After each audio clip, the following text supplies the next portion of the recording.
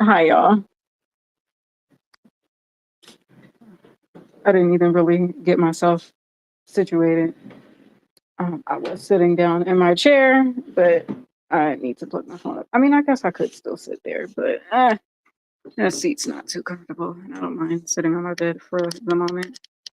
Hi, y'all. It's your girl, Narice. And here I am doing a live stream. And I mean, we're freestyling here. But yeah, I don't know. I just kind of like had a thought. So I was listening to my music earlier today while I was like straightening up my room a little bit. Not completely, like the room still looks what it looks like, but I was just trying to condense some of the clutter, I guess, right? And I was listening to the music that I've made in the last few years, I guess. I mean, some new music that I made earlier last year and some of the live streams, the Music Monday, Wave Wednesday, Fire Friday live streams that I was doing last year, right? And because that's a part of the script for now. Anyway, and I don't know, I have like conflicting feelings about music right now, you know, and just like life and just like my existence here as Narice McAllister and just like what it all means and like how to feel about being me, right? And it's a lot. It's a lot of things. But that's a whole nother conversation in itself. But I was listening to my music and honestly, like today would have just been a regular day for me. But the other day I was looking at my old group page. I was looking for something specific, but I realized that the 16th of February was when we did our Aquarian Revolution performance, which essentially what it was, I was in a group, if my life were like the Truman Show, you already know, called Down to Mars. And it was me and a cast member of the Truman Show. Um, I joke, not really, but you know, someone I was creating music with were both Aquarians, or at least apparently according to the script. Um, and and it was a concept that I came up with to for us to perform our music during the time close to our birthdays because we were both Aquariuses and Aquarians are the best signs to be. And it means the age of Aquarius. So yeah. But anyway, and so I realized that today, I forget what year it was, several years ago, that we put together a performance. What year was that? And, it's interesting when like thinking back to like I haven't really like fully like dived back into like looking at the pictures and seeing the videos of the performance and all those things. Like, nah, I just was like looking for something for reference and then realized I was like, oh, that's when that was, huh? Okay, 216. Interesting. Um, but I say this to say, you know,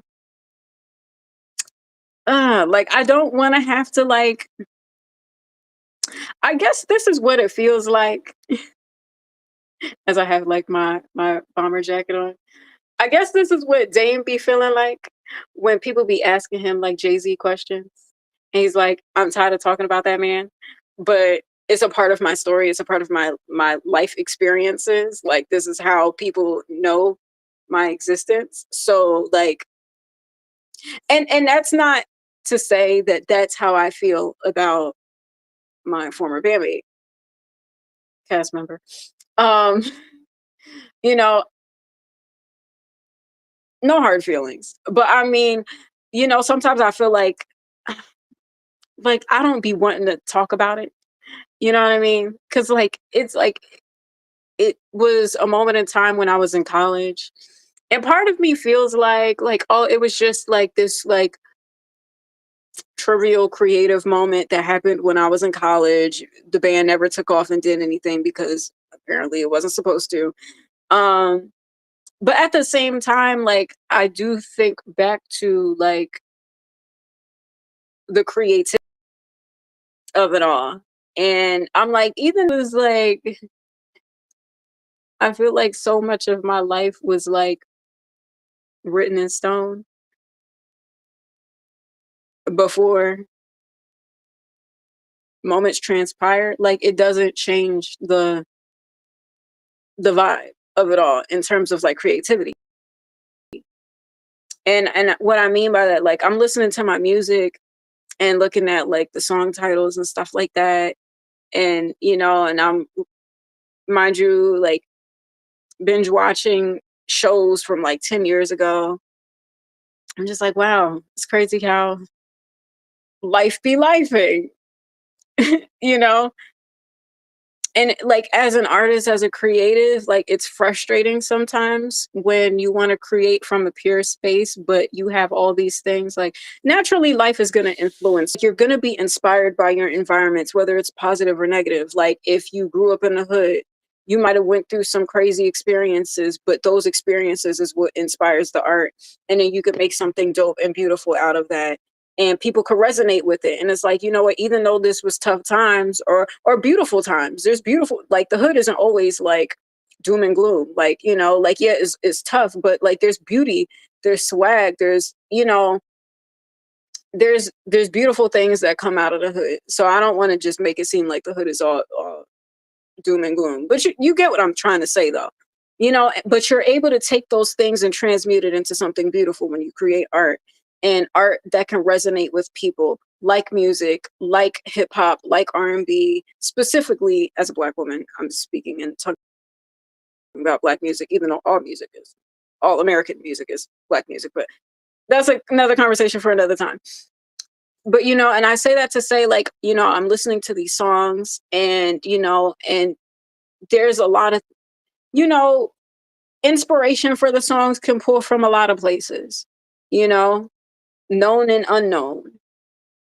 But I feel like at the same time, it doesn't change the fact that I'm proud of the songs that I've made, even though they're not finished, even though I still got to rework some of the stuff and tweak it and all this stuff or whatever.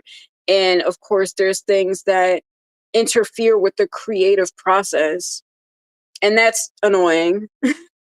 Like I just wish I could just have the freedom to create and create from my own experiences and my own, like,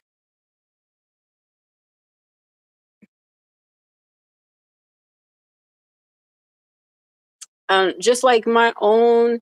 I just want to make bless me, bless my life, bless my existence, bless this live stream.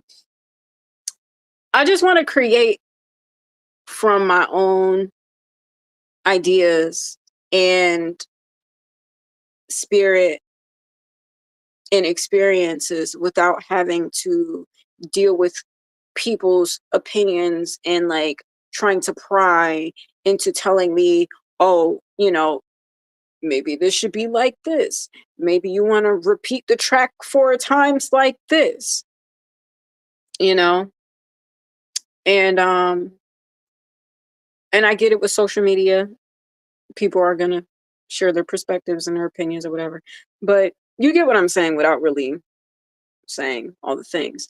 And why I even brought up the thing with Down to Mars is like, even though Down the March is down to March, but I think back to the records and I'm like, these were still dope songs though.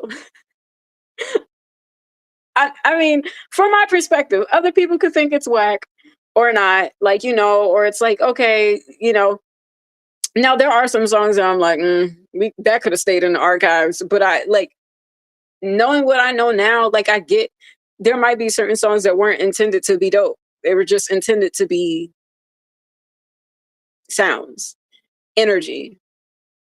But at the same time, like a lot of the stuff that didn't come out were like really dope records sonically. And then again, knowing what I know now, I'm glad certain songs didn't come out because I'm just like, oh Lord, these lyrics.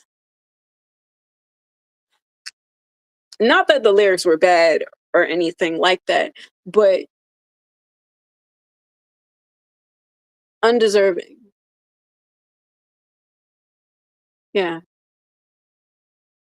But and I can assume that I feel like artists probably feel that way. Like you make a love song about somebody and then, you're not with that person anymore.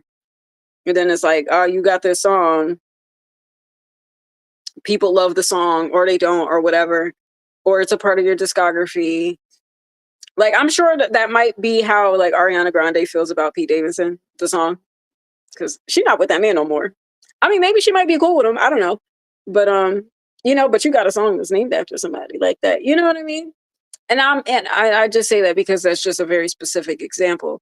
But I feel like that's probably what other artists go through. And we just don't really know that much about it. But we be singing to the songs because they're hits, or or it's our favorite song on the album or whatever the case may be. But yeah, I was just like thinking like I get that there's certain aspects, certain things of our lives, experiences that are like bound to happen because it's supposed to happen, according to systemic infrastructures.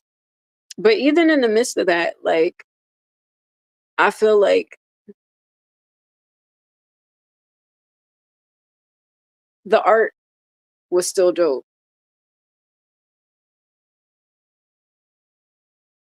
and the ideas were dope. And I say that when I think about like a song like Creepin', even though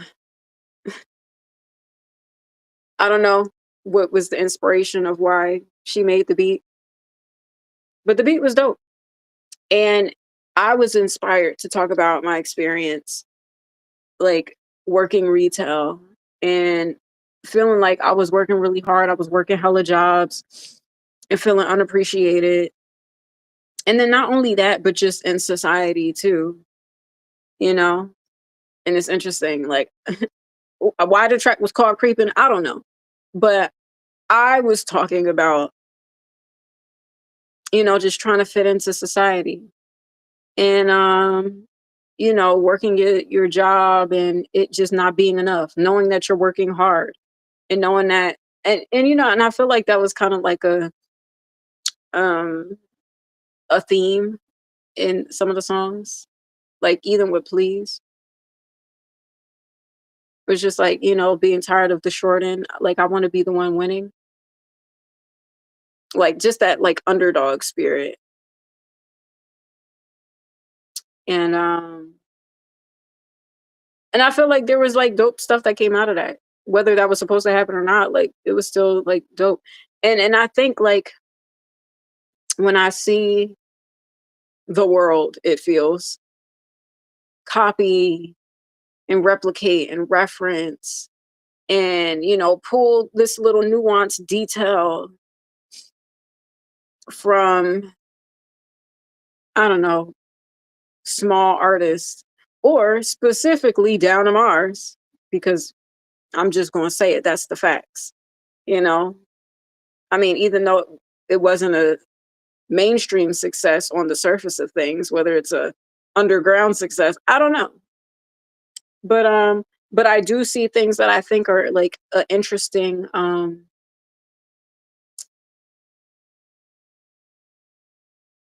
replication or coincidence, to say the least. Um, and you know, when I see those things, like, it doesn't bother me so much now because it's like it's been done so many times it's expected. But at the same time, it's like when you're actually like an artist and you care about the art, and I'm speaking for myself. I don't know how anybody I've ever collaborated or like been like worked with feels about their role in the Truman Show. I don't know. But from my own experience, and I mean, maybe naturally because like I was the last to know, like it was like real life for me. Like, you know, I really, like I said in my last live stream, like the whole like pursuing music thing, it wasn't just like, oh, okay, I'm going to play the role of somebody that wants to pursue music. Like, no, like I want to make music. I want to make art. I don't want to have to like be so compelled about like the state of the world and what's happening in politics and how that can affect my life or how my life can affect it. Like, I just want to sing these songs. You know, but at the same time, like in the words of Nina Simone, you know, or was it Nina Simone or Maya Angelou? One or the other. But basically saying that it's an artist's responsibility to reflect the times. I feel like both have said something along those lines. And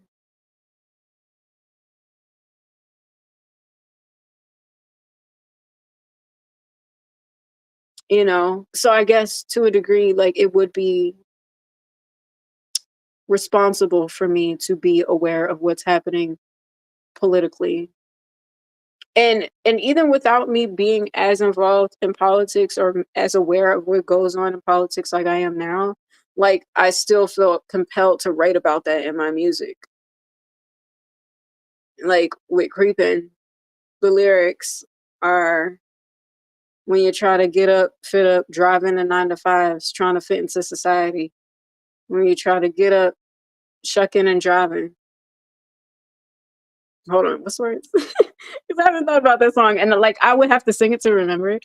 But when you try to get up, fit up, driving the 9 to 5s, trying to fit into society. When you try to get up, you stop applying. Robocops trying to fit into society, yeah. When you try to get up, shucking and jiving, you ain't gonna get it trying to fit in society. Trying to be who they wanna see, yeah. Bitch, not me, not me. And then it goes on. But I felt compelled to write that, you know? And unfortunately, I feel like it's a message that is still relevant today. And those are the type of songs that I write. Um, and then of course, there's people trying to influence that and say, oh, because of this situation, you would probably want to write a song like this. So, you know, we'll place this here and then see if you're going to write a song like this. And all of it is very corny. And just uh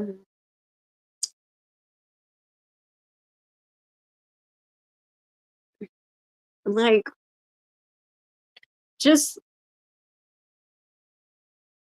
I'm trying to find the right word for it.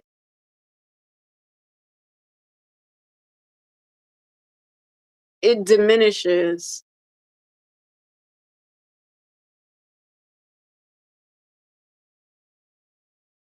the purity of art. And the thing that makes art important, actually, like songs that inspire people, song that uplift people, songs with a chance and with messages. And instead of actually hearing the message, it's more like, is this the message that they tried to get them to say? And it's like, and it diminishes the art. And the art could be dope. And like, and that I feel like that's like the frustrating space that I'm in right now. It's like I want to create. There's things I want to say, but I have to like tiptoe between like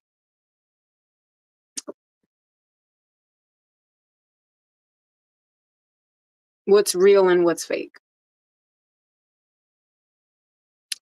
And it's very disheartening when you really care about art, you know, when you really care. Um, yeah,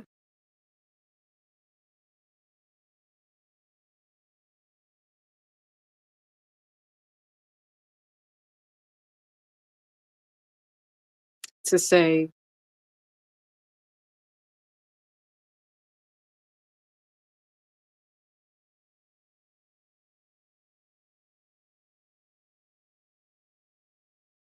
what should already be known, what's a given. To say what's a given. Um, you know. But it is what it is. It's a part of the journey, I guess. Um, and I'm just trying to do the best that I can given these fabricated circumstances. And the tricky thing about that is like, is the art worth creating? You know, is the art worth creating if it's gonna be like tainted in that way? Even if it's dope, even if it's like, you know what, like, I mean, yeah, it's like all this extra bullshit in it, but it's about. But I actually like, you know, I don't know. I guess like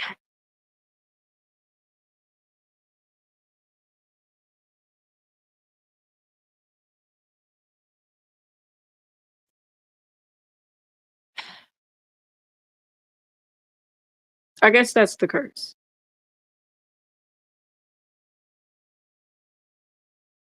You know, to be given the gift of song, of music, of writing, of creating, of producing with ornaments, knowing,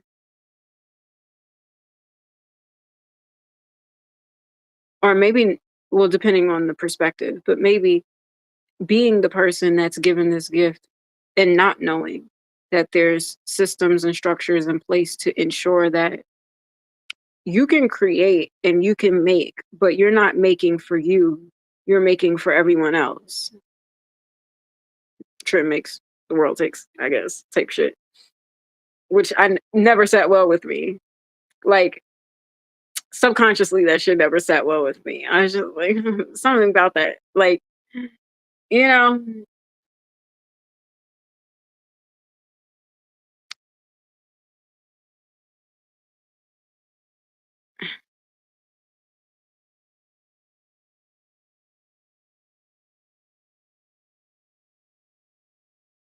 yeah, I don't know. It's just interesting. It's just an interesting space to be in. And, and then to be specific, and like, and thinking back to that event, I put so much into like putting it together. Um, and I guess I can tell that story. I mean, it's not as if folks don't already know, but I don't know what people don't know. So I can't assume. But basically I like I said was in this group down in Mars with a former friend of mine. And we had already did one event on their campus, or I went to the school, but I dropped out at that point. Um, and there was a performance that was in the basement, playing in the basement. uh, anyway, and yeah, I mean, it was cool. Like, it was a cool event. I feel like I've already told this story on one of these live streams, but fuck it. Um, for the content, right? Do it for the plot. So the first event, because my bandmate was in school and they were a full-time student. And I mean, I was working at the time, but I had more free time to like put it together. So I was like, look, you focus on school, I'll do most of the planning or whatever the case may be. And yeah, I did recently tell this story. Not on live stream, but on one of my Nancy Drew discoveries. Anyway, so I like did my best to put it together. I was looking for a place to do it. She helped facilitate where it was going to be. And yeah, and I mean, a lot of the people that came were from campus. I mean, there was a handful of people that came from like Trenton, like friends of mine and stuff like that. But yeah, I mean, and it was a dope show. It was cool. It was fun. We performed our songs. It was cute. We had opening acts and whatnot. And it was a dope turnout. I mean, it took a while for people to get there because, it was like the flyer was like, oh, it starts at this time. People don't come till like 2 hours later. It took a while. Like, it was looking kind of dry in the beginning. I was like, where are people at? But then folks came after, and it was a show. It was a show. It was cute. And I had a friend of mine that I've known for a while. We went to after school program together. She hosted it. There was an artist that I knew from my area that did poetry. She performed. A friend of my bandmates that, well, I mean, I was cool with him too, but it was more her friend than it was my friend. He performed. Um, yeah, I mean, it was dope. It was cool. And something that I literally said in my last live stream is like, if there's anybody that's like supportive as fuck to other people, like, it's me. And I would say that and brag about it because I genuinely be wanting to see people win. Like, like, yeah, I want to win too, but at the same time, like, I like to see other people shining and thriving. And I don't know, maybe that's wired into my mind. But but if I can create a platform, if I could create an experience or an event or something that can elevate my own talent, I would want to elevate other people too. So we ended up doing that. And it was cool. It was dope. It was a dope event. And I was dating my ex at the time and he was there. And yeah, it was fun times. And a former friend of mine was at the show. And yeah, it was a dope show. And then the year after that, I think that might have been 2017. I think either 2016 or 2017. Maybe 2017 was the first one. Then 2018 might have been the second. I forget. Whatever. It's on Instagram somewhere. And the second one was put together at Trenton Social, which was a bar that I frequented back in the day, several years ago. I don't know what the vibe is now. I only see Truman Show references on other people's content. But um, this town is such a weird place. It's so weird when like your life is this reference point and everybody else could be like up to date on what you got going on, but like I don't follow what other people be doing. Not that I don't care, but it's just like I know it's not going to be genuine. So like why would I keep up to date with it? Anyway, and I know like I think it's like owned by different people, or at least that's what's told to me. I don't know. But back in the day there was a time where like hanging out at the social was fun. And very reminiscent of side note, my favorite movie, or one of my favorite movies, is The Matrix. And you know, the ship, the hovercraft that picked up Neo once he got out the Matrix was the Nebuchadnezzar.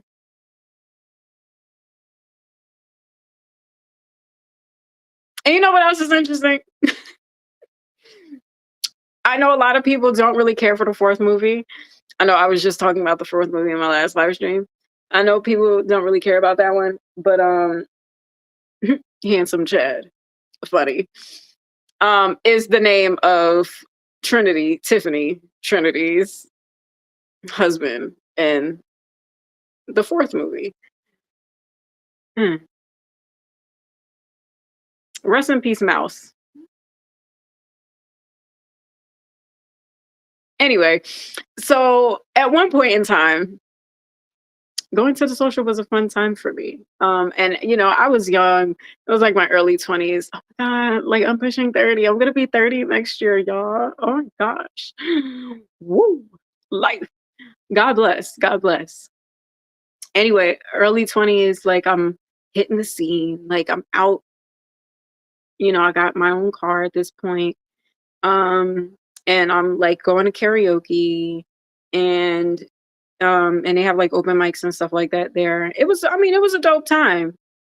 You know what?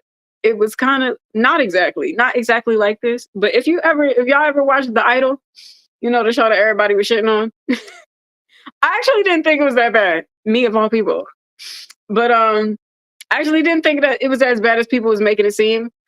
But I see what people were saying though. But you know the scene where the Weeknd's character was kind of like after what's her name? What was that girl name in the show? Lily Rose, the girl, Johnny Depp daughter. She played a main character, the superstar, the idol girl, right? He basically had somebody be a part of her camp as a dancer to like peep the vibes and like see what her like vibe was. And so when they met, he he already knew that she had like this poster of Prince in her house. And so he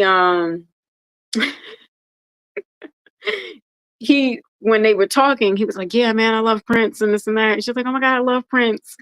You know, it I say that to say that scene at the club reminded me of when I was at the social. Now, I don't know if this is how this happened. I don't know if this is how this happened at all. I don't know. I don't know. But what I do know is that one day I went to the social, and I think this, yeah, it was the early 20s. I think, you know, Down to Mars was very much still a thing at this point. And I was like really into Hiatus Coyote. I mean, they're still dope to me. I still, you know, they're still one of the dopest bands. I haven't listened to the recent music like that. Um, but the first two albums were like gold, musical gold for me. And still are, you know, they're, you know, still, I'm sure they've only gotten better, you know. I was really into Hiatus Coyote. If you knew me, you knew that that was my favorite band at the time. And I remember going to the bar, and Jekyll by Hiatus Coyote was playing because I be knowing the details. And I was like, oh my God, this is Hiatus. And this guy named Benny was DJing the music at the time. And he was playing Hiatus Coyote. He was like, oh my God, they're my favorite band too. And I was like, oh my God, don't nobody know this band. How you know this band, Benny? How you know? Yeah, I mean, we've had a lot of fun times. But yeah, and I mean like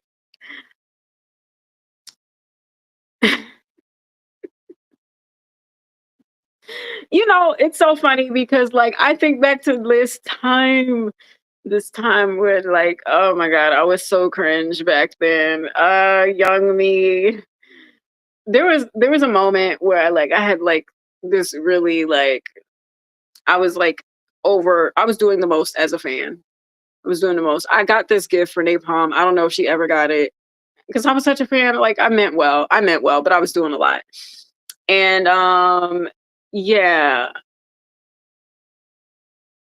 And like and plus in context, knowing like all the like Illuminati things going on, that was probably like that I didn't know was going on behind the scenes in the industry stuff. I don't know. Anyway, yeah, like I had this like experience and I was telling him about it and I was like, "Oh my god, like I think I scared her away. She probably hates me. Oh my gosh." I mean, that's not new. Like who hasn't at this point? I was like, "Oh my god." And he was like, "No, it couldn't have been that. She probably didn't even know you were there." I'm like, "Benny, no, you don't get it. I probably scared her away." Like when you try to catch a Pokemon, the rare ones, and you know how you be trying to inch forward a little bit, and then like some of them are like chill. It's like, okay. And then like some of the ones that are like kind of like rare, you just gotta like throw the Pokeball at a distance because if you get too close, they might run away. I think I think she was like the rare Pokemon that was like running away. Anyway, I was trying to tell him about this experience and I was just like so bummed out about it. And he was like, nah, it probably wasn't that bad. Like, like don't think too much about it. I'm like, no, Benny, you don't understand. It was awful.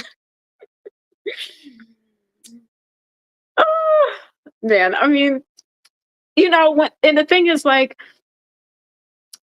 when I think like I try to think back to the good times because there were so many more moments where there were good times, as convoluted as it might have been behind the scenes prior to me knowing what all was really going on.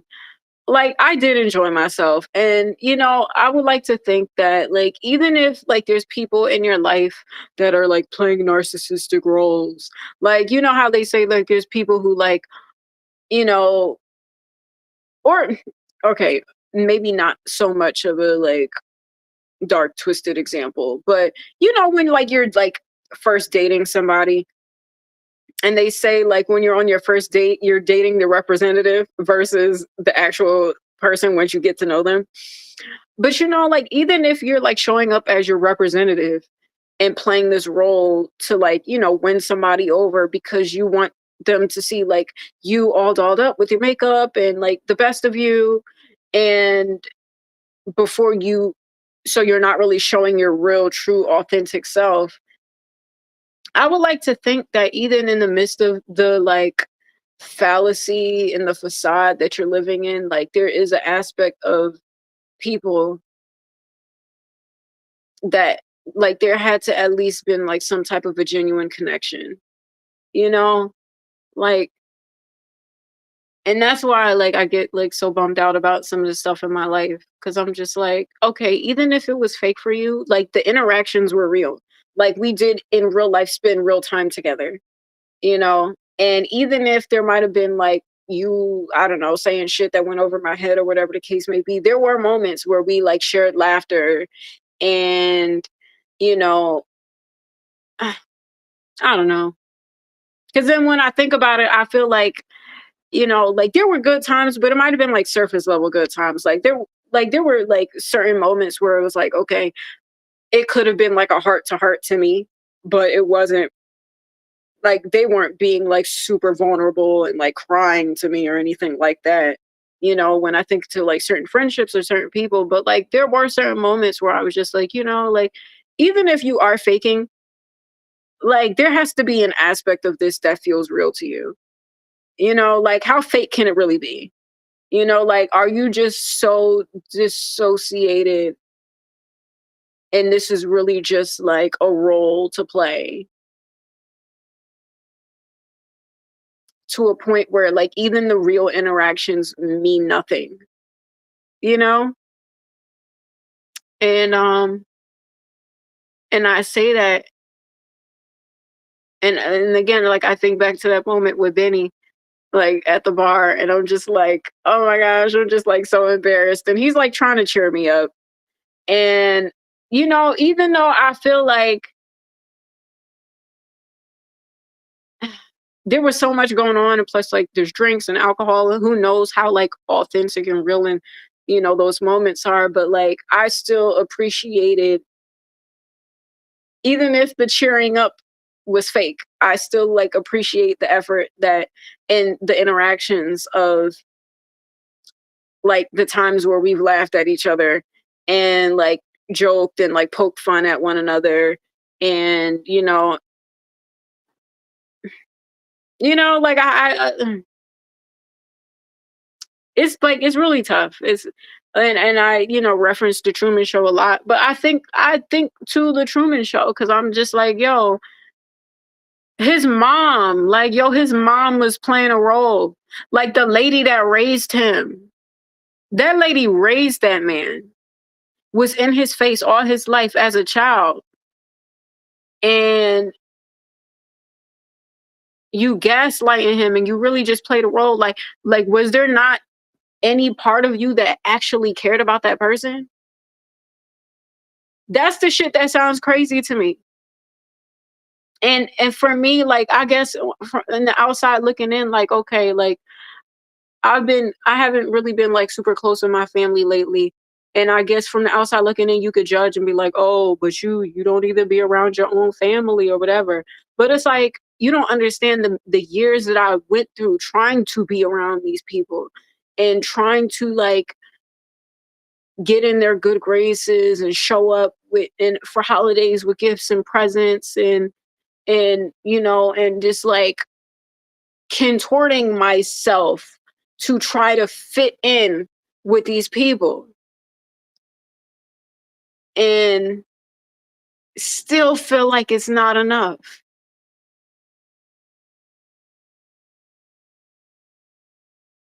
and just constantly thinking like, okay, what's wrong with me?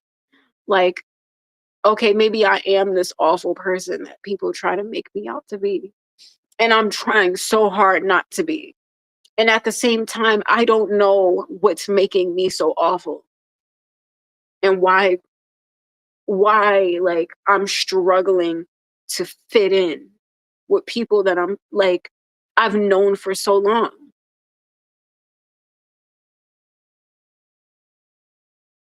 And like people I care about. Like I care, until like I realize like what all is really going on and how people really feel about me without even having like given me a chance to like share my story, you know?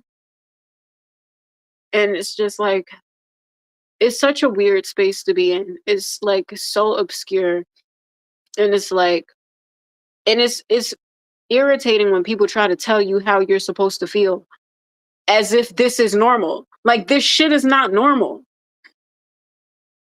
Like the shit that I go is not a normal human experience. There's no playbook for like there's scripts, but there's no playbook for how I'm supposed to navigate this and like still be sane. You know, like there's so many things. And I've said this like not that long ago, like it's tough living in a world that just seems so fake, but real shit be happening. Like, for example, interactions, like the whole gaslighting going along with the okey doke, you know, doing a live stream where it's one person watching, but I know this can reach a hell of a lot more than just one person. And seeing events happen in the world and happen in politics that I know are influenced by smaller things or things that are tried, like living imagine like living in a Truman Show-esque reality, but events that happen on the news is real. Like those plane crashes were real events.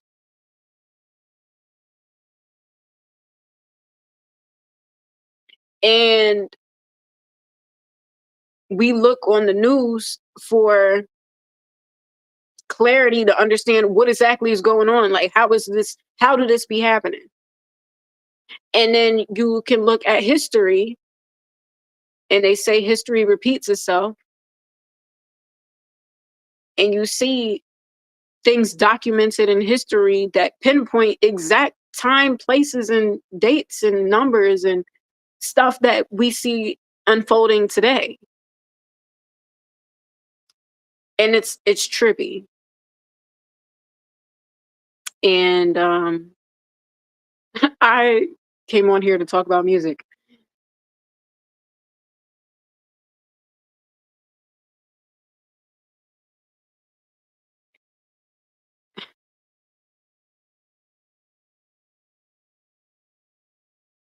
You know, when Willow, hey Willow, um, in Feminine Energy Part 2 was like, tell me how am I to feel? Tell me how. Like, how am I supposed to feel about this shit? You know? Like people got all these think pieces on TikTok and this and that and reactions and like, oh, you did this wrong. You did like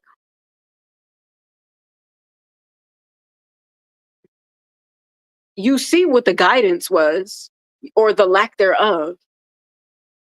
And I'm really just trying my best out here with what resources, with what, and meanwhile, like everybody and their mama literally, figuratively, spiritually is replicating and biting off the soul.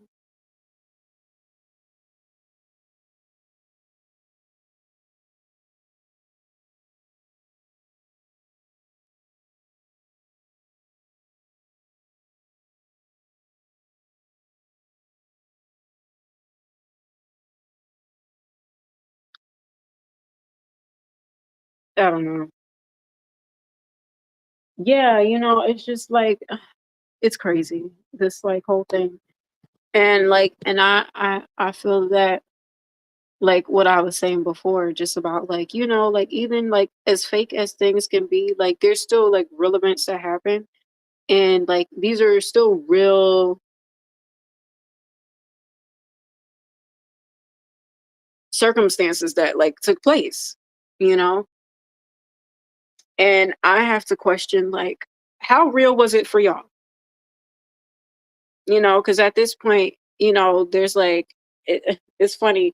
Like Facebook, I don't even know, like I don't be on Facebook like that unless I'm like occasionally like saying happy birthday every once in a while or just like checking in on people. But then like even looking on Facebook, it's like how real is this? Is that really how you feel? Is this really what your day was? You know what I mean? And how do you feel about living a regular life if that's what you're really living?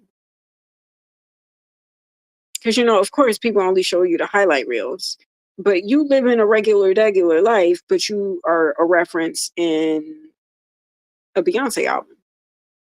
Did you get paid for that? A country album. I'm saying this hypothetically. I don't know. I haven't listened to that album, so I don't even know. But I'm just saying,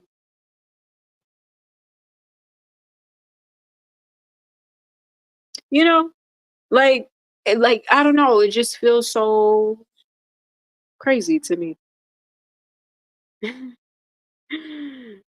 It's just like wow. And mind you, like people I've shown up for, like supported businesses, went to events, and like yeah, it's just really I don't know. Like, this whole thing is just so fucking weird to me. It's just like extremely weird. And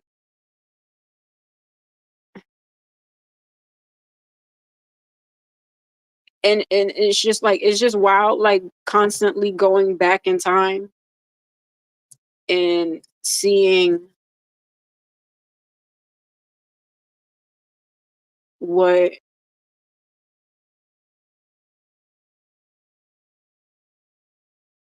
it's just like how you know, it's funny. It's not. But something I've been thinking about, maybe y'all know. Maybe y'all know I've been thinking about this.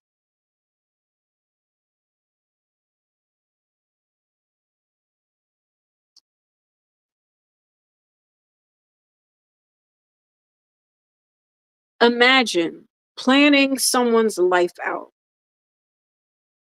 to a T. And I mean, there might be some variations once you get closer to the real time because, like, advancements in technology and stuff like that. But for the most part, you have an understanding of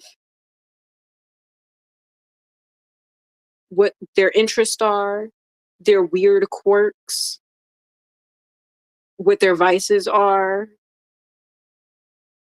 what their skill sets are,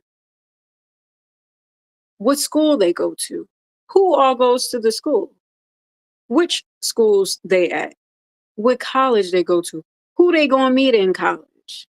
Imagine, just imagine hypothetically in this Illuminati world. Imagine just like planning someone's life out in advance before it even happens. They still baking in the petri dish. Them in another soul, I guess, baking in a petri dish. You plan someone's life out to a T, and the plan takes place for the most part just like how it's written. It makes me wonder how many times was that method practiced before you got it to a point where you know it was going to be exact? Like, because I'm sure, just like Thomas Edison made the light bulb, right? He failed however many, like 999 times before he got the right light bulb. And now we got we got light. And it's a regular thing. And people know how to make light bulbs. There's different types of light bulbs. There's electric, there's, smart eco light bulbs. There's smart light bulbs. There's light bulbs that change different colors. We got light bulbs with all these different specialties. We got Wi-Fi light bulbs that you got lights that when you connect it to your TV, it matches the color of the program that you're watching. Now, I'm not sure if when Thomas Edison was going through the trials and errors, he was thinking that light bulbs was going to advance to that point, but he got it to happen, right?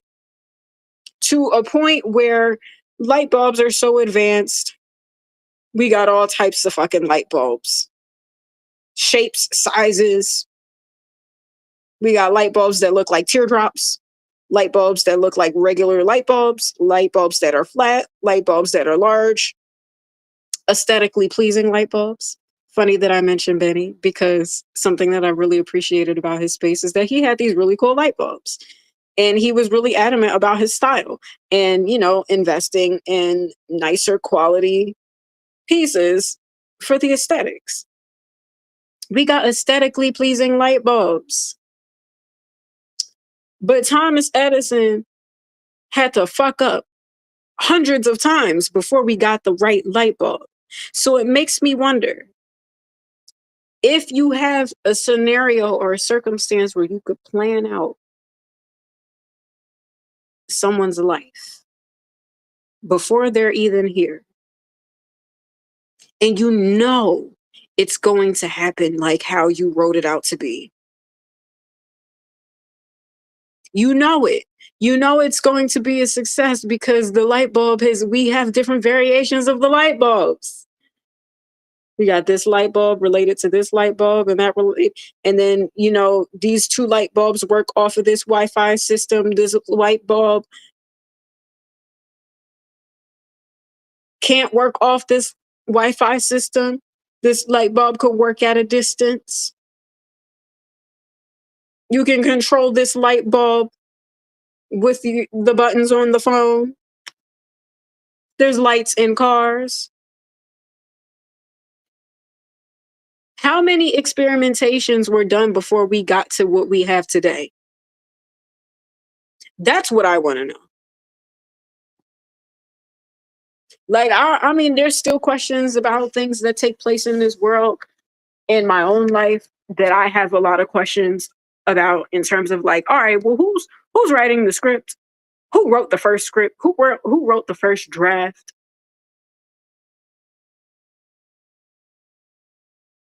How did it circulate to the industry? Where's the office? Who's the head of the office? Is there HR in these departments today? And then when was this established?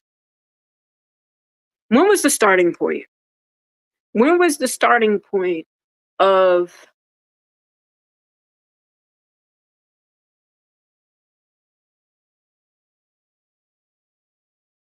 creating these light bulbs that you know are going to respond when you press certain buttons on your phone because it's connected to a Wi-Fi?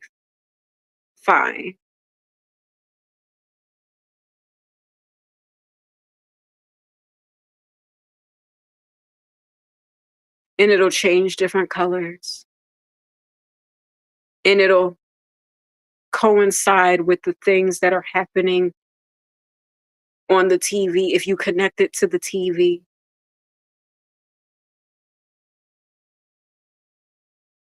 Like, what experiments were going on prior? Who was the failed experiment? Or who was the success beforehand?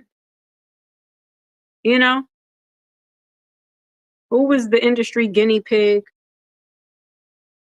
steroid, power plant prior to me?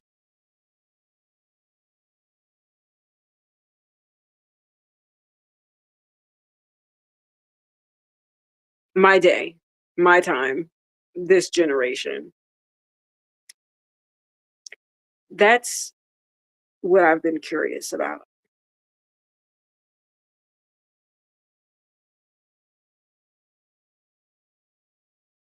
And I say this as an artist that's been seeing elements of their work um, through the industry. And people just be cool with it. And they're like, well, it's winning me Grammys. So why should I care about modern slavery? Meanwhile, let me just write this song about Black History Month. Fight the power.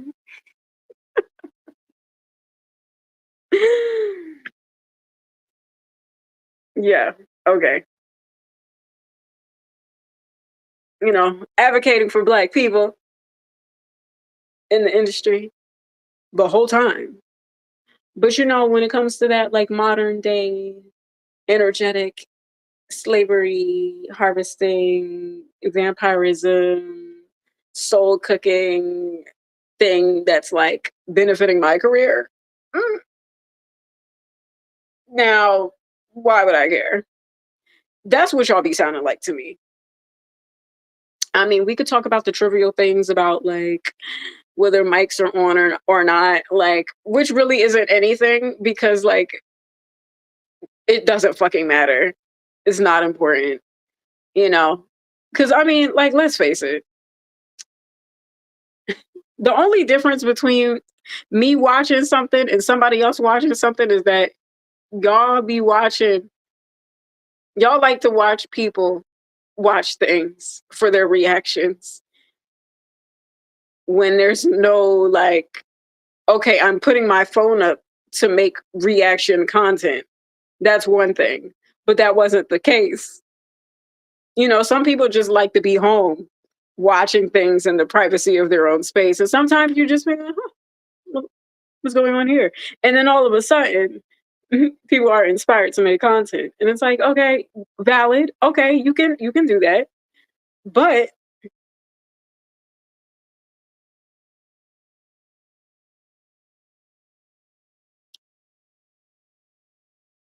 if you weren't participating on platforms that invade privacy, how would you know that that was even a thought?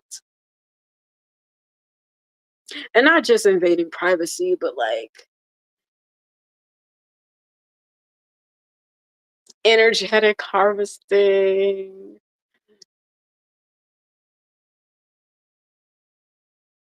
energy siphoning, you know, all the things, all the conspiracies, all the things. And I'm not saying this to be judgmental. I'm saying this as an observation. Shout out to that kid that was cussing out that teacher. That was like, well, I'm just getting paid. And they're like, well, I want to be here to learn. That's why we show up. And there's kids here that want to learn, but unfortunately, there's teachers out here that don't give a fuck about learning and really just care about getting paid and have the responsibility of raising the next generation of leaders. And I'm literally referencing a video. I'm not subliminally talking about anything else. I'm literally talking about that video that went viral years ago of that kid that like had a back and forth with their teacher. And they weren't being like an asshole or being smart, but they were saying like, yo, I'm here to learn. And you fooling around and you don't take this serious and you just see this as a job where you're getting paid. And I take my education seriously and you playing. Y'all know, some of y'all know what I'm talking about. Y'all know that video. Y'all have seen that video before. That's what I'm talking about. And that's how I be feeling about a lot of things on a general stance. But anyway, that was a side note. That was a side note. Um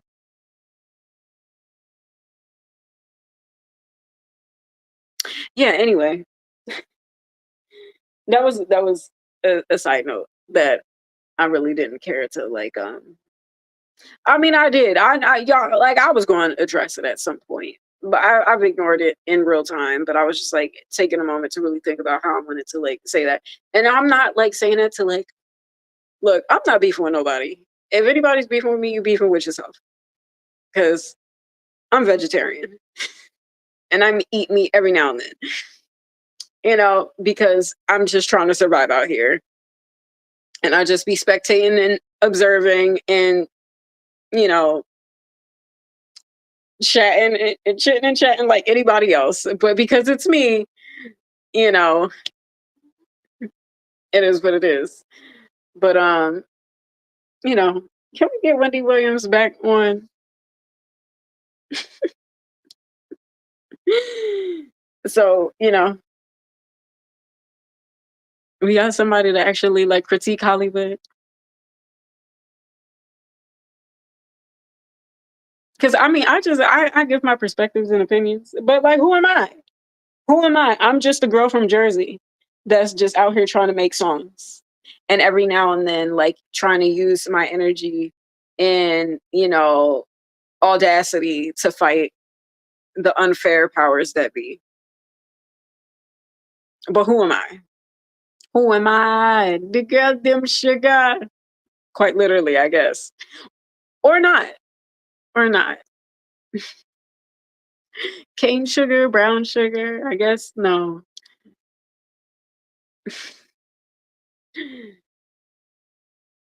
How can I make love to a fella in a rush?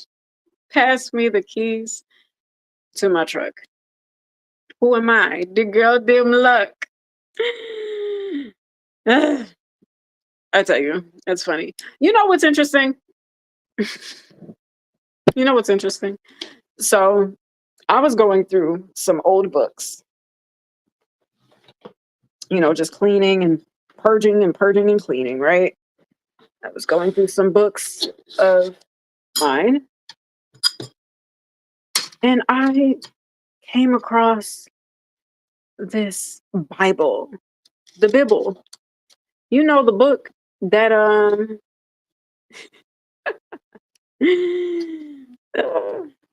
not the GNT, but salty, salty, salty, salty. I don't know how I'm supposed to say this.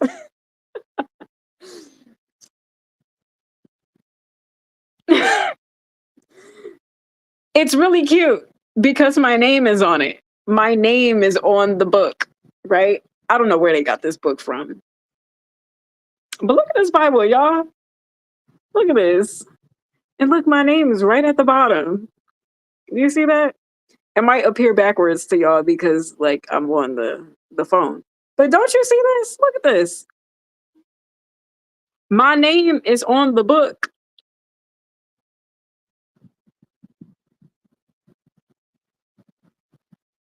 I don't know if this is a guy, like the black girl that's on here. I I said I don't know if it's a guy, but the black girl. I don't know. But it's giving very Butch Queen.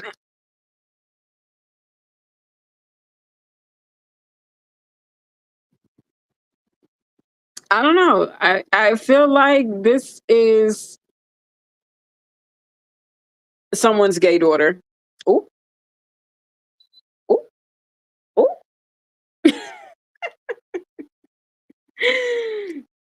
Oh, it's too real. God, let there be light. But it don't matter how they dim the lights. I am the light. Okay. Somebody tell Elon to turn the lights back on. Elonia.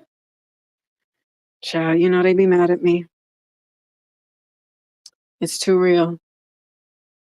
On the live stream, y'all. On the live stream. Mm.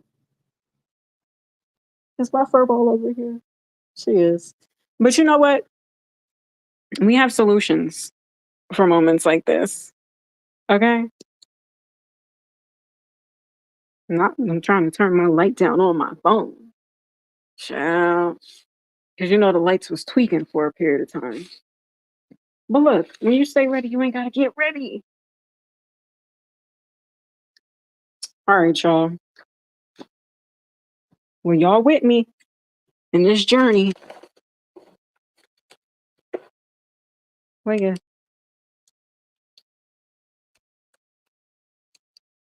Because they be hacking items that shouldn't even be hacked at this point. But let me look outside and see if it's just bitch, hold on.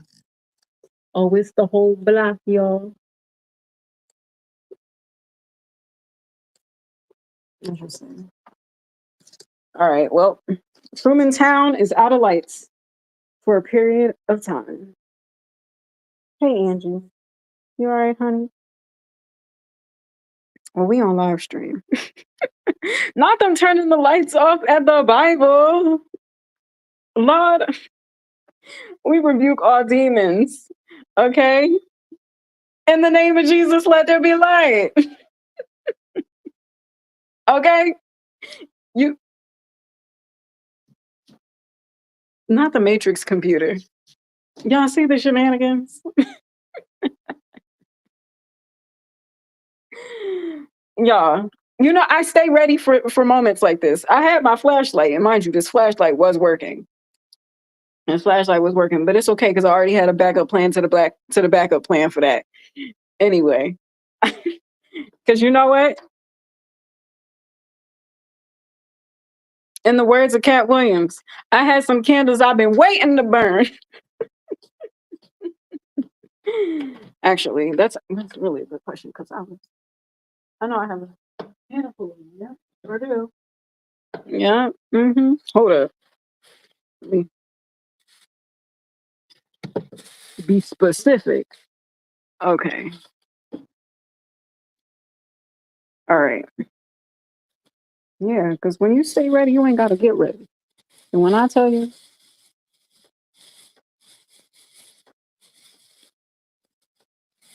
okay, actually, that's not what I thought that was. But that was something that I was looking for earlier.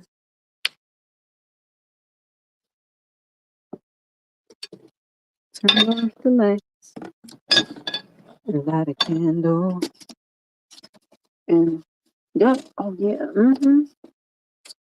y'all, because I was looking for these, and I knew they weren't far. So okay, cool. Yeah, because look, when you stay ready, you ain't gotta get ready. And baby, I'll be prepared for anything, bitch.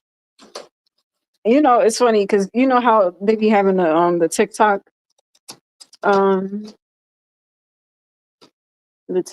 um videos or whatever of people selling their products, and you know they be having.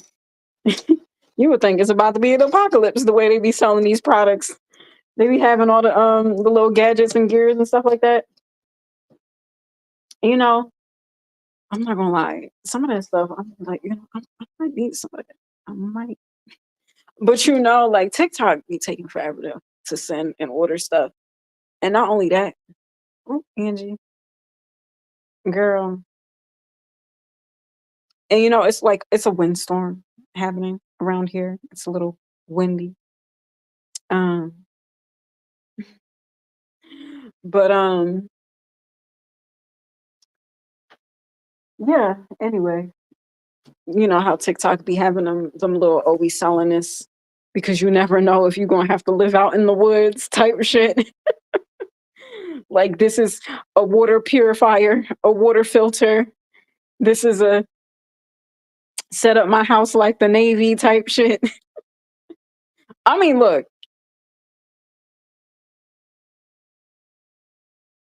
that might have to be a thing. But yeah.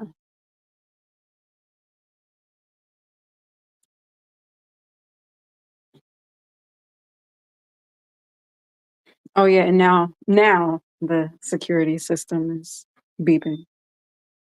Even though it wasn't beeping after the lights just turned back on, but all right.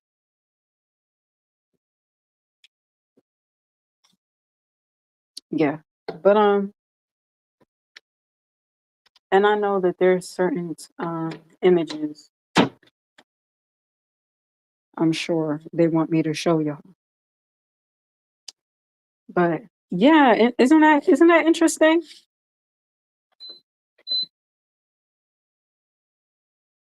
Yes, I am turning the heat back on. Isn't that isn't that something? I'm like, okay, which Bible was this? Because this looks very like inclusive. Zondervan, the international version. Like what year? When was this published? Princess. I don't know who that is.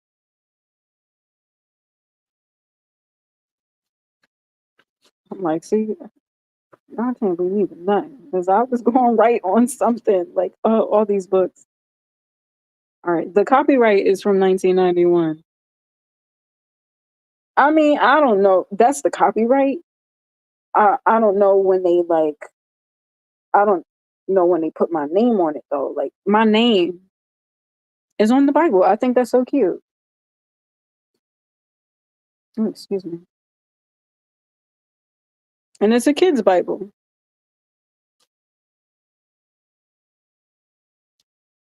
It's a kid's Bible.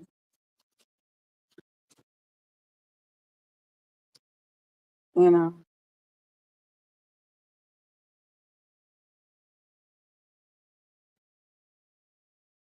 Yeah. Interesting. I'm like, and they got. You know who this really looked like? You know who this looked like? Let me tell y'all before they turn the lights off again. You know who this looked like? The black girl right there. Y'all ever see that video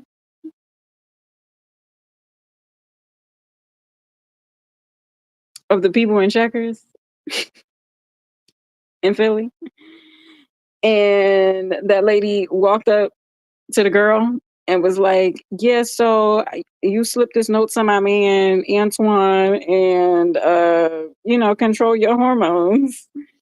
And then the manager walk up on her like, "I don't care nothing about you and Antoine. You not about to come up here and be disrespectful."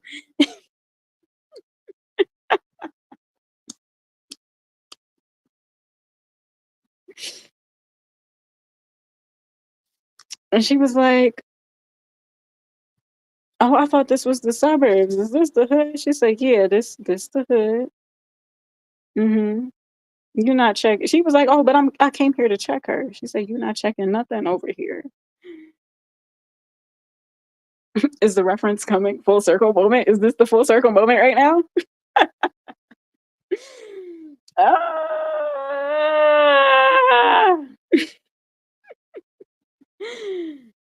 She said, "I'm checking lists and everything. Ho ho ho.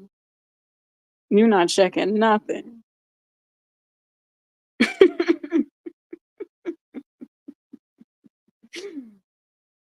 If you haven't seen that video, you got to see that video. I love that video. It's so gold because you know what it was? It was like, I don't know how true that was about the girl walking up or, sending a message to the guy or whatever, or like, put her number on a whatever. But the fact that the team was solid and they was like, "Look, we don't care nothing about that. You're not about to gang up on her like this. That's not what we not doing that. Nah. Mm-mm." And I respect that because that's what it's supposed to be like. That's that's what it's supposed to be like, you know. And the thing is, like, I've been on both sides of that. I've been on both sides of like, you know, being the person, being like the smaller person, and like, and you could tell she was kind of like a nerdy girl type of thing, um, and not really being able to like speak up and defend herself, and so like the other people coming to her defense. Now I don't know so much about that part in my life. I mean, I can't say that that's never happened. There's probably been some times where people have come to my defense. Um, and I'm thinking about like legitimate experiences, like in my real life, like people stepping up and being like, um, and there's times where I've come to other people's defense, you know, and yeah, very interesting. And and it's funny just because I've been playing chess. Um, if my life were like the Truman Show, you already knew. Even though my phone was shut off. So you shouldn't know, but maybe you do. I don't know. But I had been playing chess on my phone, and I've been hesitant on playing on my phone because I just wanted to keep something for me. But at the same time, like I know I can't really like progress as a player playing myself, you know, um, just because like I know what my next move. Well, there are times where I shock myself, either playing against myself in chess. But it's a more of a challenge when you're playing at different levels. Like, okay, what's easy, what's intermediate, and all those things. And and of course, there's like things to influence that or whatever. But I can appreciate playing the bot, I guess. Um, and yeah, I've been enjoying the chess games because I enjoy chess. Um, and it's some I will say like I have a conflicted. I really don't like talk too much about my dad, but I will say like that was one of the things that I like did somewhat enjoy was us playing chess. Um, Even though there was other stuff going on, I guess. Because I remember asking him, I was like, "Why didn't you ever teach me how to play chess?" And he was like, you just never seemed like you were into it. And I was like, well, I wouldn't know to be into it if I wasn't introduced to it. And he was like, oh, well, you just seemed like that just wasn't like what you were into or whatever. I'm like, okay. But I bought myself a chessboard, and I had like gotten into chess a bit. And I liked watching people play on YouTube and stuff like that. And and the thing is, like, I'm not the best player in the world. Like, I'm not a grandmaster yet, but like, I know that like it's I know beyond the fact that obviously there's strategy to it, but like it's a whole science, like the opening, the middle game, the end game. And then when you have certain pieces on the boards, there's certain strategies and certain things that work together. Like during an end game, you know knight is better to have with a queen versus like a bishop, because the bishop does the same thing that a queen does, or whatever the case may be. um and a knight moves differently, and just like knowing nuanced things like that. And you learn those things the more you play, right? And life is like that, I guess. I know that's such a cliche, like life is like chess, you know but I mean, it can be though. Like, it's certain pieces that move certain ways, and there's certain pieces that are more powerful on the board, and then there's certain pieces where it's more powerful given the circumstance. So giving the positioning and what other like pieces are protecting it can give it more power. Like a knight that's unprotected isn't as strong as a knight that's protected. And a knight that's going, like, say if you can have a knight capture a queen and it not be captured by something else, or you sacrifice the knight because you know that you can capture the queen with the knight, and maybe like a pawn takes it or something like that or whatever. But like, fine, the pawn took the knight, but the knight was able to get the queen though. I feel like I'm preaching. I feel like I'm low key preaching right now. There's probably like triple entendres in this whole message right now, and because I'm like I feel myself speaking this, and I'm like I feel like there's deeper meaning in me saying this right now. And I feel like that just how life be for real. Like I just be doing regular shit. Like there's probably like a deeper symbolism in all of this. But anyway, I know there's like the conversation is like tangenting. There's like tangents within this conversation. But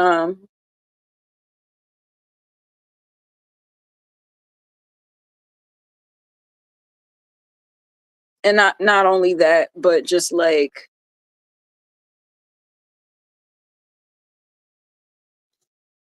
um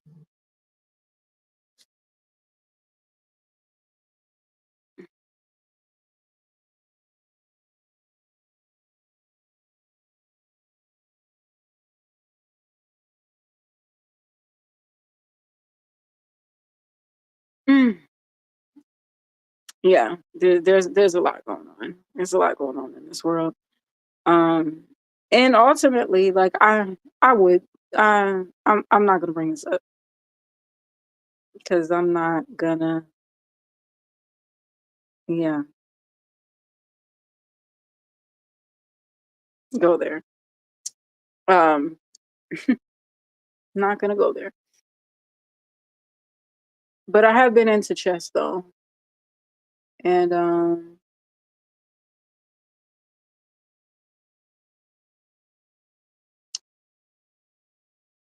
yeah, it's been teaching me a lot.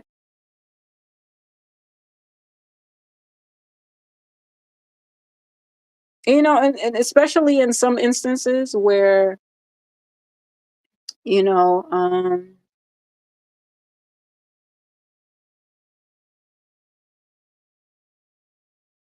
in some instances where Sorry, I'm having like a spiritual moment um in real time and like deciphering and also like trying to communicate on here. Um but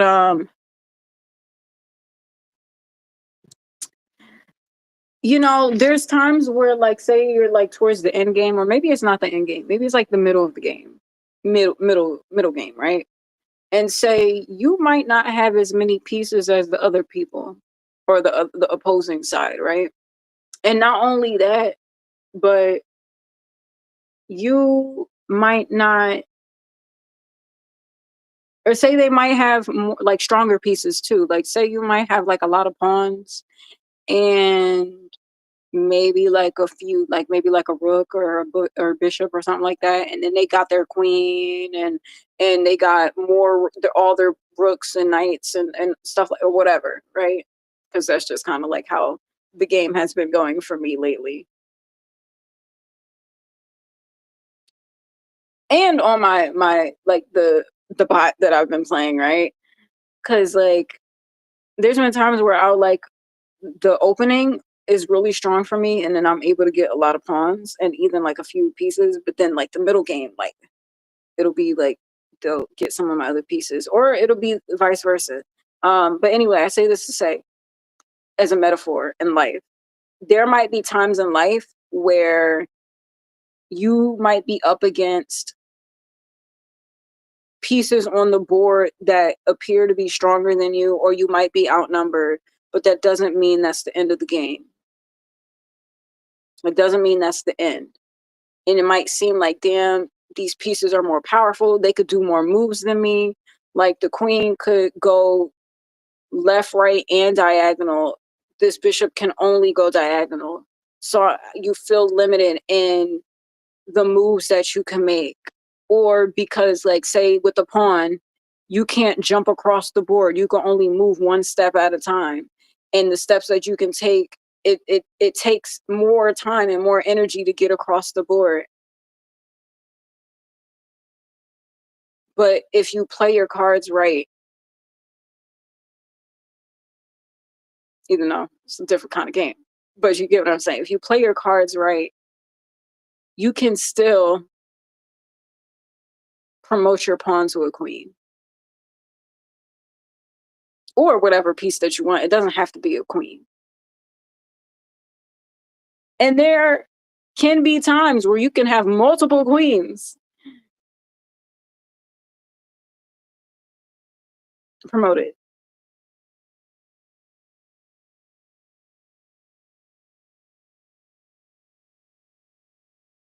or knights or bishops or rooks, you know. So yeah, that's very interesting. But anyway, I say all this to say I don't know who needs to hear that. I don't know what life is looking like for you. And I don't know. Maybe you already knew that this word was coming to you. I don't know. But I'm just gonna say it anyway, because fuck it at this point. Fuck it all.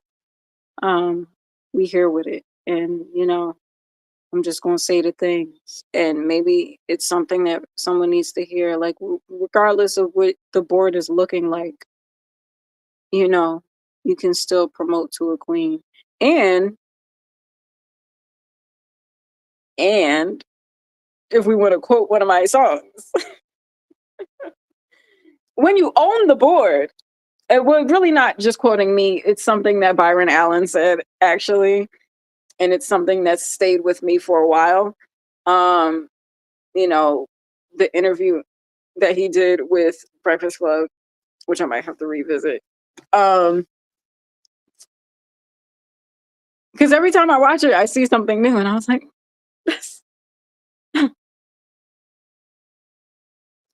Nebuchadnezzar? Anyway, um,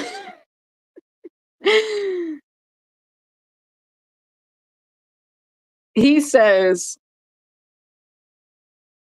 when you own the board, you don't have to play the game. Don't play the game, own the board. It's something that I've said a lot through years. You can revisit some of these live streams. I've said that several times. I've said that on the Truman Show, off the live streams. You know, um, you don't have to play the game when you own the board. Own the board. That's what Byron Allen says. Um, he's a billionaire and he owns the Weather Channel. And it was quite windy today. I mean, like, oh Lord, the triple entendres, the symbolism, the signs, the symbols, it's just, uh, I mean, am I preaching or am I preaching? Let me see what word is in this Bible. Let me flip a few pages up in this thing. What is in this Bible?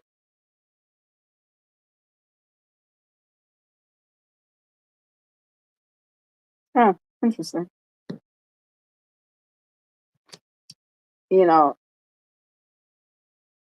I tell you, like, and there's like pictures in the Bible too. Yeah, that's crazy. Like, I haven't looked at this thing in a long time. I really haven't.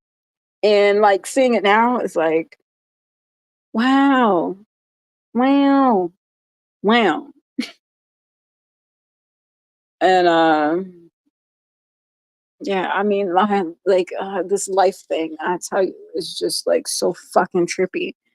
Yeah, like I really wonder how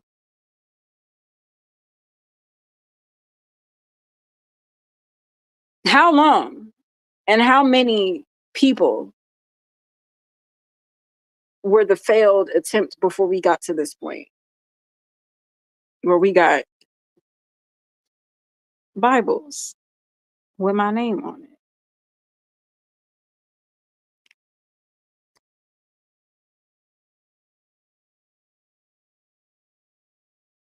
and posters and security systems and buildings and schools and clothing, signature clothing.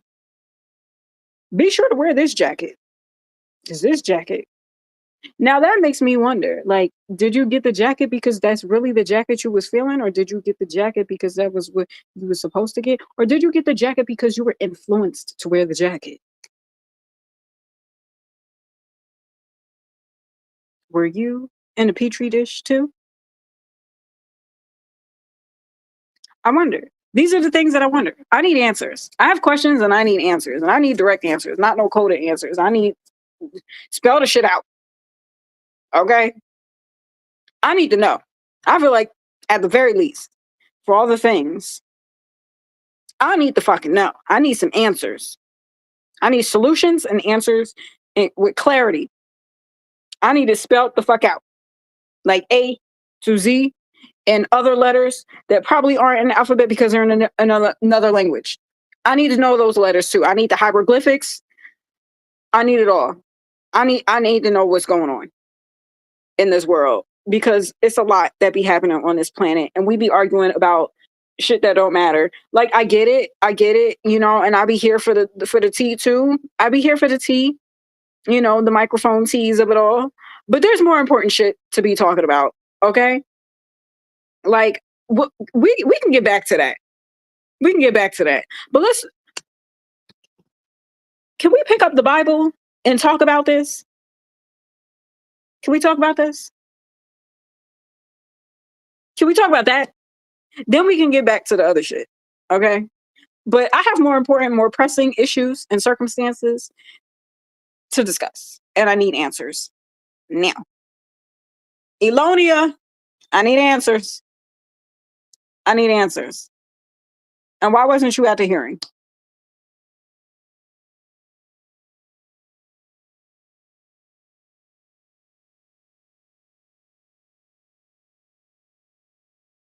I have questions. I have questions. And my questions need answers. And not like the answers that like beat around the bush or the answers that are like indirect and it's like you talking in circles. Like, no, I need direct answers. I need solutions. Okay.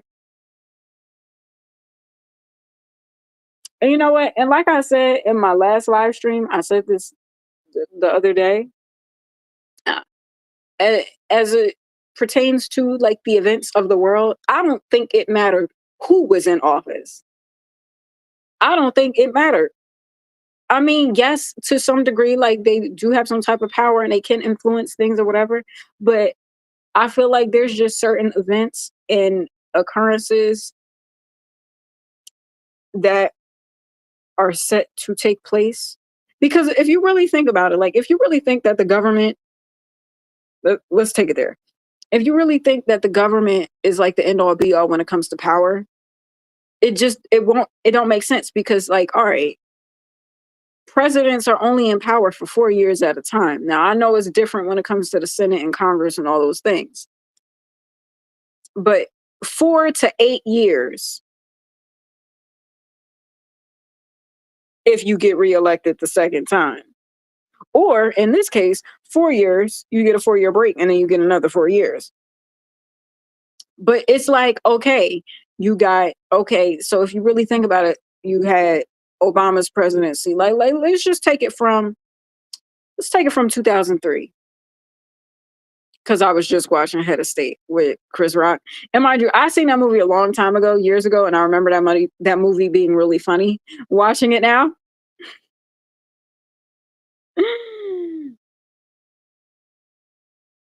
and okay, and this is where we get all right. Even though the political things are a little bit more important, but this is where we can get into the tea a little bit. You know, I mean, it's not too much tea. It's a valid perspective, but I mean, it could be tea to some. I remember seeing this clip of um oh Lord, I hope I'm saying his name right.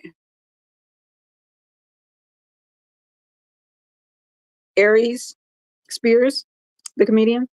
I like him as a comedian. I think he's really funny. I know there's like controversy and stuff like that, but who don't got controversy? Whatever. All right. But I mean, I get it. I know it's sensitive, but that's not what we're talking about. He was talking with Tony Rock, Chris Rock's brother. And I think he was talking about Head of State. I could be wrong. I think they might have been talking about something else, but they was talking about like why he wasn't in the movie with Chris Rock. Tony talks about it, how like there's always kind of been like this standoffish thing with him and Chris Rock doing work together. And if they were talking about Head of State, I can understand why Chris Rock, because he directed that movie and wrote it with Ali Lior. I'm sorry if I'm saying the name wrong. He wrote it with somebody, but he pretty much had a hand in making the film. And Bernie Mac plays his brother. I understand why he casted Bernie Mac to play the brother. Make it like, and sometimes knowing, I mean, it just like, and I get it, like, okay, Bernie Mac is the bigger name, but beyond it being the bigger name, but the name itself, Bernie Mac, you know? And so like I understand why the casting was why he did the film the way he did it. I don't know. That's my perspective. I could be wrong. I don't know nothing. I'm still catching up. But anyway, that was a tangent. But yeah, that was a tangent. Back to the point. Talking about politics a little bit. Yeah, so I feel like in order to make change happen, like something that Obama said is that change takes time. And even if you have somebody that's a decent or a good president and they're in office for 8 years, you could put all these laws in effect and then have the next person like fuck that shit all up, you know? And there has to be some type of check and balance where it's like, okay, this is the plan, and this is because even Ari, if you think of like an empire or a family or a dynasty, right? You have to plan decades in advance. You have to think like, all right, this is the goal for this company. I want to scale this company to be this. And if you're like trying to build like a legacy or an empire or something like that. And it's like, all right, I'm gonna build this empire. I want this to be passed down through the family. And I want this to be something that can generate generational wealth, which is a buzzword that people would say a lot. I haven't heard it so much recently. Then again, I haven't really been listening to like financial literacy content for a minute. But not that that's not important, but I've been dealing with other political things. Um anyway, but um you're building a legacy, you're building an empire. If you're like,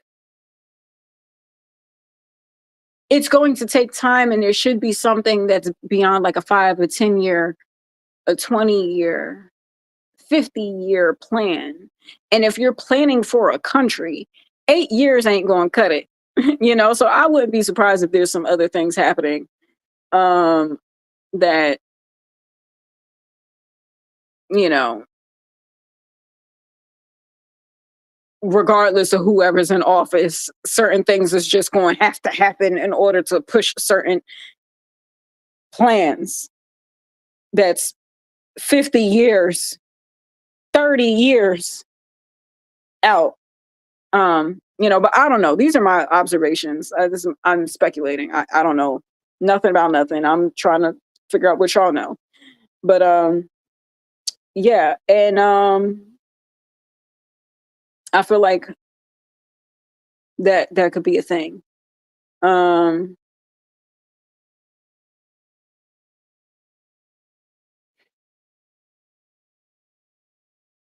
there was something else I wanted to say in regards to that.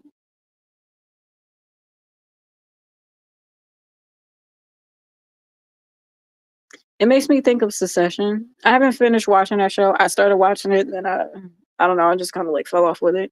But it's that's kind of like what that gets into. And I feel like, because like you don't have legacies like the Rockefellers without somebody thinking years in advance. And okay, something I was thinking about. It reminds me of this time where I had got lunch or dessert or whatever with an aunt of mine. And it was it was a few years ago during like a rough season that I was going through.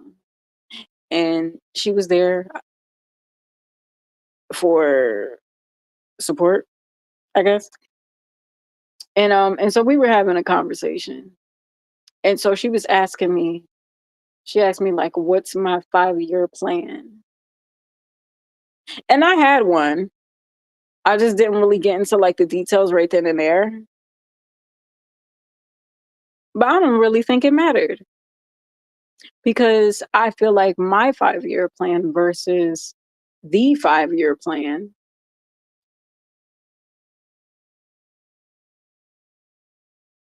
is different. And and I don't want to like be like, oh, my plans for my life is out of my control. You know, that's not the case, but I am in the space of working towards being in complete control. And like what that looks like, I'm still trying to figure out all the control systems, you know? And like I said, I got questions. I got, I have questions. Like, where's the center? Where's the headquarters? I want to know. Those are the things I feel like, and to be like born into situations, like I'm thinking of somebody that's like a Rothschild type of family, right? Where like you got this old money, and chances are, there was the era where you built the wealth, right? And then there has to be some type of planning and negotiating to sustain the wealth and ensure that whoever is in the family, you know, the responsible ones ensure that it doesn't get fucked up. Or there's probably people that are just like born in a family and don't know shit about what's going on. And had they been like given an opportunity or trained or like taught and guided, could be one to like sustain a family dynasty. But because it's like assumed that like, you know, or like this is your role. Your role is this in a family. And we don't want you to be anything else more.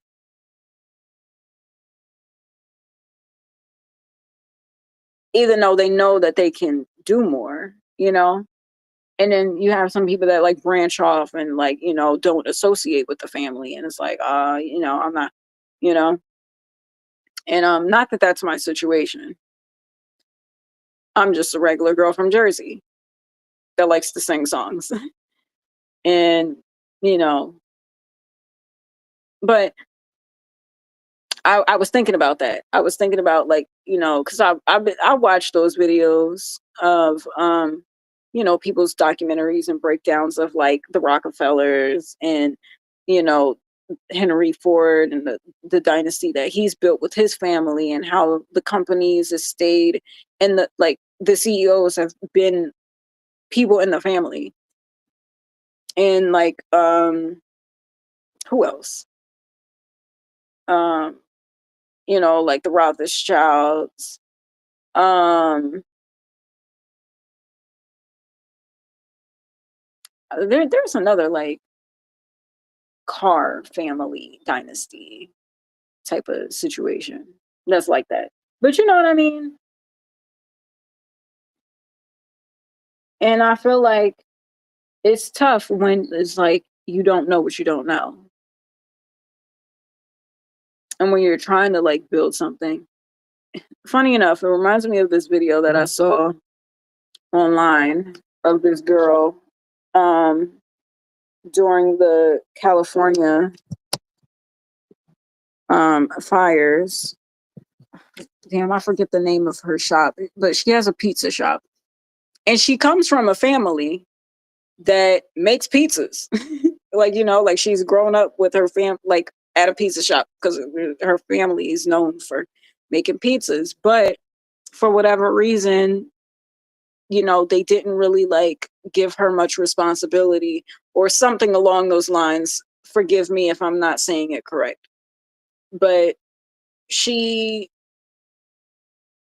basically didn't see eye to eye with some of her family members. And so she created her own pizza shop and was building her own legacy empire. And of course, like the fires, you know, kind of like fucked things up a bit, but she still had her shop. And I think like she lost her home or something like that. I could be wrong about the details. Forgive me again. I saw the story one time a while ago when the fires were happening. And but she had her shop and she was giving pizzas away for like firefighters or people in shelters or whoever was hungry, whoever needed a pizza, you know, and she just told her team like, look, um whatever's going on, whoever we put a number out, whoever calls, we're going to deliver pizzas. You know, make sure this area is fed because of everything that's going on with the fires, right? Dope story. Damn, I wish I remember the name of the pizza shop. But I say this to say, you have certain there are instances and people in circumstances where people will be in a family dynasty and like want to advance and help and like, you know, assist, but then for whatever reason, you know, they don't take them seriously, or even there's like misogyny. Because I know that was a thing with the Rothschild. I remember like reading somewhere where like there were women that wanted to be more involved, but the like around the time when they were building the empire, not like now, but like way back when, you know, during like the whole war with Napoleon and them doing business with them, like back then, you know, around that time, you know, it was like, all right, yeah, the women are here. We're gonna make sure the women is good, but you don't get a seat at the table. You don't get to discuss business and negotiate and give ideas or whatever the case may be. Like we tell you what to think and do. But lo and behold, you don't realize sometimes there are ideas, innovative ideas, and creative thoughts and contributions that women can make without the interference or the influence or the control and manipulation of other people in the family. Um, I mean, they're lost, unfortunately. Um, but it is what it is. And I just think to that situation with the girl who with the pizzas and how she came from a family of people who made pizza, you know, and she's like, all right, well, since y'all don't want to like get with the times and give me an opportunity, then I'm just going to make my own pizza shop. And I'm going to give out pizzas and help the community that's on fire right now.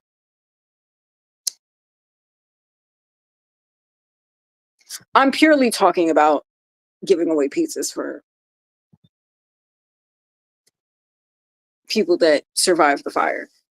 But I mean, if there's like some triple entendres within that, then sure. Okay. I'll let it, I'll cook. I'll let the word cook. But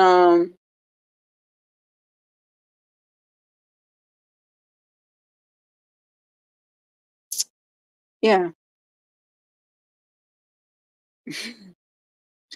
Anyway, um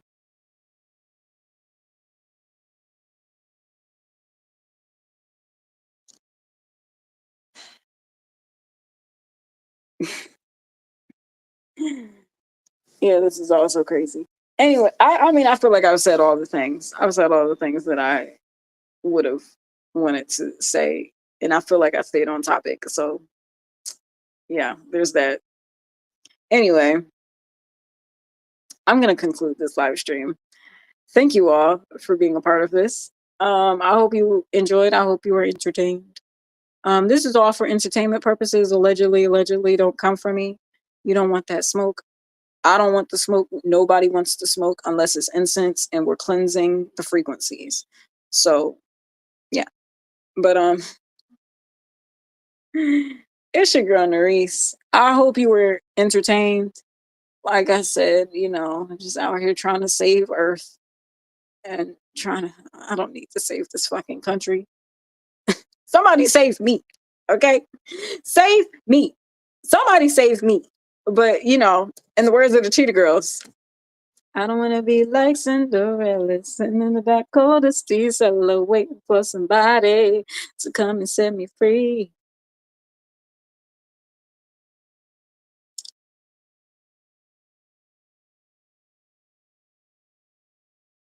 I fear they ate.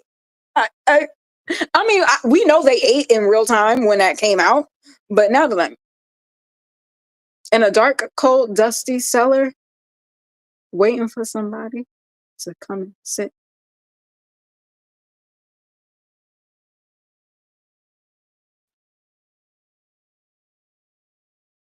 And the funny thing is that wasn't originally a Cheetah Girl song.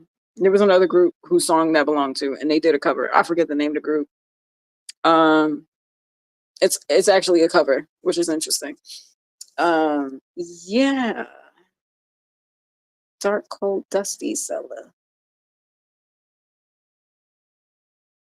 I'd rather rescue myself. Facts. I mean, you know, but I mean, I could use a little help. I could use a little help. And I'm not saying that I don't have that. You know, I understand. You know, we're in this very like convoluted world right now. I got like Stockholm syndrome help that's going on, and thank you. I guess you know. I mean, like shit is trippy right now. It's weird times, and I look forward to a space where like we can really just like we could just be like transparent about everything and just really say what things are, you know. Um, Like the coded language is cool, like a little bit, but like sometimes I'll be confused, and sometimes it takes me a minute. And sometimes I'll get the download like a day or a week later, and I'm like, wait, oh, uh-huh, Tomb Raider voice.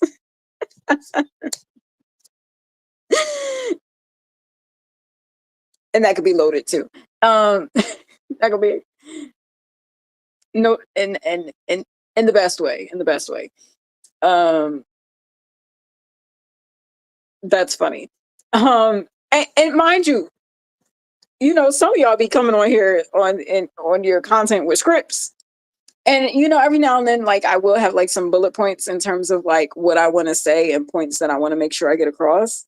And sometimes the shit just be happening. Then again, like I'm like, sometimes I'll go back in the live stream and like, you know, for those that criticize me watching my own content, which I haven't in a while lately. I've just been like cooking and then just letting it do its thing. But every now and then, like I'll go back and watch certain videos and I'm like, a point was made. A point was made. And I didn't realize it in real time. I was just cooking, and then I'll be like, oh, what a meal. What a meal. Anyway, all right, let me get off of here. I'll just be, y'all know I could talk all day. Um, my Wi-Fi is beeping right now. Sarcasm. Sarcasm. Jokes. Jokes. I'd rather rescue myself. Anyway, all right. Anyway. So yeah, back